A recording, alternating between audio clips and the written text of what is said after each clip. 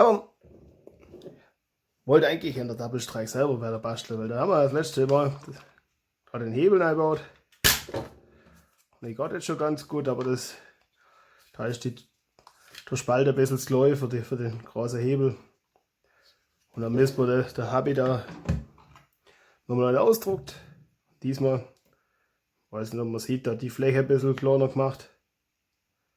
So da, das kleiner. Bei der Gelegenheit auch mal die Löcher anpasst. Und ihr seht, der Hebel selber ist eine ganze Ecke größer.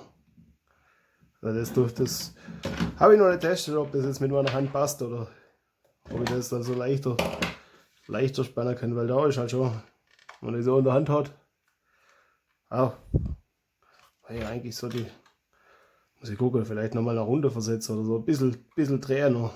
Das, aber ja, alles nach dem anderen. Habe ich jetzt erstmal das gemacht. Jetzt gucken wir mal, ob es erstmal gescheit reinpasst.